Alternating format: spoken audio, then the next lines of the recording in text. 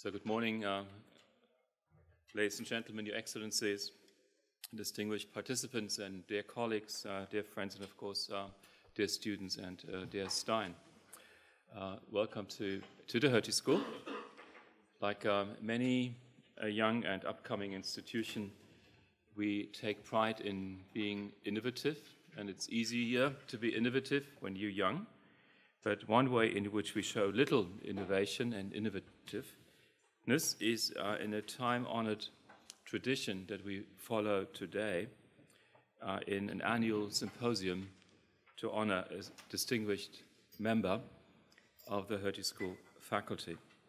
It is our fourth such symposium, and many of you may remember last year's when we celebrated the intellectual achievements of Klaus Offer with Habermas, Elster, and Schmitter, among many other leading scholars in this very room. And today, it is my distinct honor and pleasure to welcome you to the Hertie School to celebrate the achievements and academic career of an esteemed colleague and friend, Stein Kuhnle. Stein has devoted his scholarship to one of the most fascinating and in many ways perplexing phenomena of the modern state system, the emergence and development of what we refer to as the welfare state. The symposium will undoubtedly look at different facets of the welfare state, different trajectories, different current policy issues and the like, but there are also some rather fundamental points that we will touch on, and to make sure that we touch on these points, I would like to take a moment to recall those. As many of the founding fathers, and there were, for the most cases, men of the social science disciplines have remarked repeatedly, the welfare state is probably one of the most important accomplishments of modern Western civilization. It mediated and in fact pacified many of the severe social conflicts that were threatening to tear Western societies apart. After the Industrial Revolution and after an initial push often failed towards democratization. So it mediated and pacified, and it became a trademark of modern industrialized societies during the late 19th and early 20th century. The welfare state gave rise to a sense of security and certainty for politics, for citizens, for the economy. But the welfare state was and is ultimately a deeply political project. It reflected power constellations at the time and as much the needs of those in power as of those without. Think of the Bismarckian welfare legislation in this country, the New Deal in the United States, post-war Britain and the Beveridge reports, or social democratic reforms in the 1960s and 70s. Even the principle of subsidiarity, that cherished prime directive of German social policy and increasingly also EU policy, has its roots, as Professor Biedenkopf very well knows, in the complex and conflict-ridden settlement between the Catholic hierarchy and the authoritarian regimes of Europe in the early part of the 20th century. In my view, it is important to keep in mind that we look at current developments, especially in those societies affected by the debt crisis and subsequent periods of austerity, to keep in mind that the welfare state is and has been a political project. It's important to keep in mind that the welfare state was born out of political conflicts and that it developed in tension with ensuing economic and social realities, and that its future too will be decidedly controversial in all but a very few countries, perhaps even including Scandinavia. It is also important to keep in mind that there is no prototype of the welfare state. As Stein and many in the audience know, there are very different types or worlds of welfare states. different regimes, and that these regimes display different dynamics and policy needs. Subsidiarity in this country, for example, is in dire need of modernization, as is the NHS in Britain, as is the patronage of the US welfare system, with its emphasis on the elderly and the problem of unfunded entitlements, and as is, as I'm sure, the Norwegian or the Swedish welfare state, but for different reasons. And it's worth looking outside the Western experience and eastward, particularly to Asia, where we find a new intellectual and political curiosity and eagerness to look at welfare models and find out, can they be adopted, can we learn from them?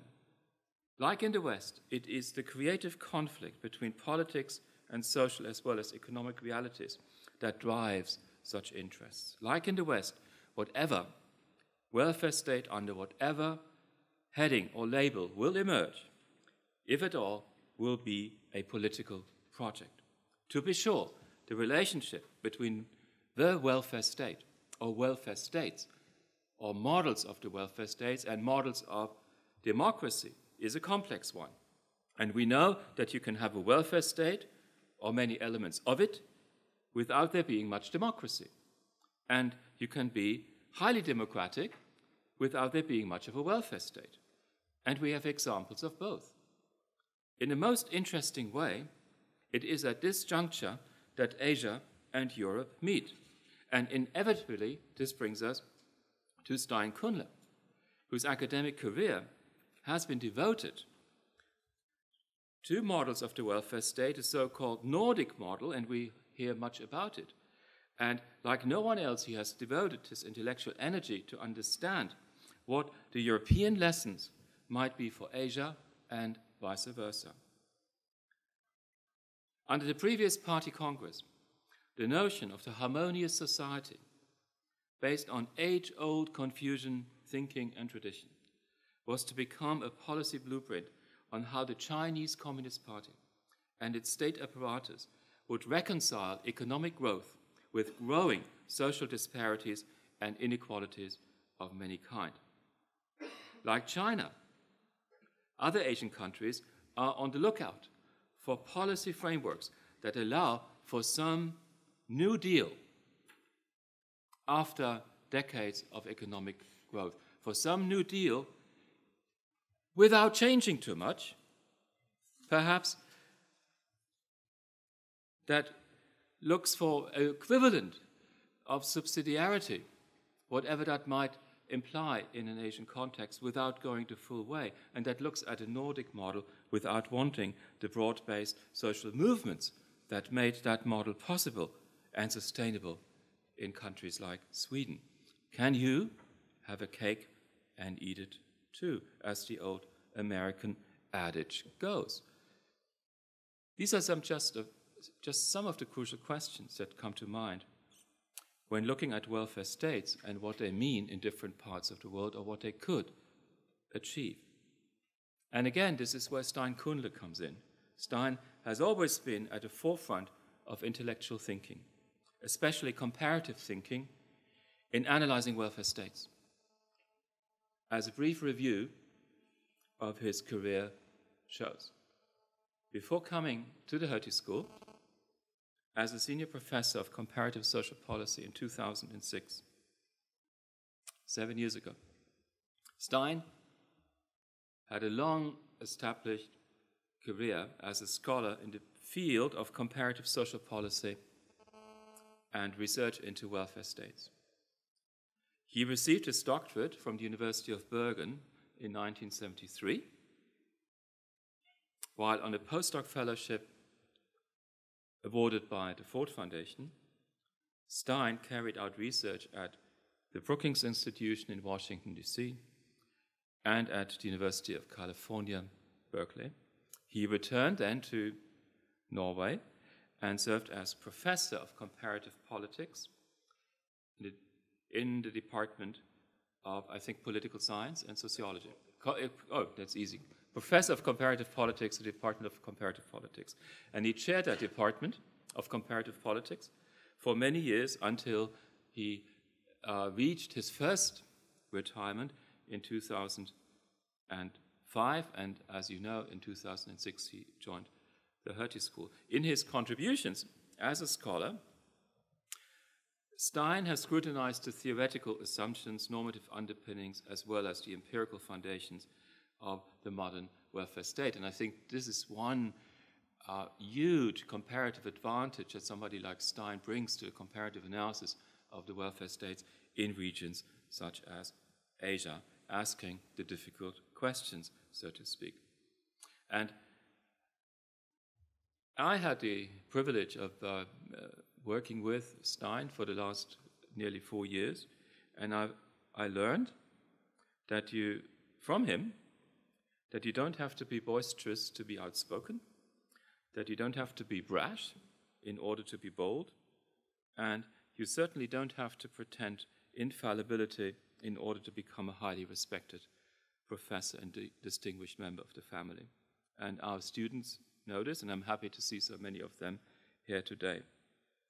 So it is a rare opportunity indeed to be able to welcome you all to the Stein Kuhnle Symposium, and I don't think it happens too often that we have so many experts of welfare state policy, particular comparative welfare state research, come together and to look at what is at stake, particularly in a comparative European-Asian context. And I'm particularly delighted that the former Prime Minister of Sweden, Göran Persson, is joining us in a few minutes on this occasion. As you know, Prime Minister Persson has served his country for over 10 years as the head of Swedish government, and he had to see some very, very difficult reforms through that are certainly rival, if not surpassed, reforms that Chancellor Schröder had to see through, and I'm glad to see that Mr. Persson has arrived. And he will undoubtedly share some of his thoughts and experiences with us and look at the intricacies of the welfare state. So, as an institution that cherishes interdisciplinary thinking and an engagement with politics and policies, I'm very, very excited about this opportunity to have various ambassadors and certainly also the Prime Minister here in this public forum. Before yielding the floor to Stein, let me say that I'm also grateful that today's symposium will be made available to a wider audience following this event. We will post videos of the various contributions and keynotes on the internet, as is our custom. And I'm also grateful to Stein that he will remain a part of our community, even if he reduces his formal commitments, and that he will keep contributing to our vibrant school life. But now I would like to give him the opportunity to open the symposium in his honor. I wish us all a memorable and eventful day with a lively discussion, and please do rest assured that throughout the day we will provide you not only with foods for your brains, but also with refreshments and snacks. As we go along, we will also serve lunch. At the end of the symposium, you're all cordially invited to celebrate Stein as we host a reception in his honor, and that will be just outside the conference room. Let me thank you once again for coming here this morning, and please join me in welcoming Professor Stein Kuhnle to the podium. Stein.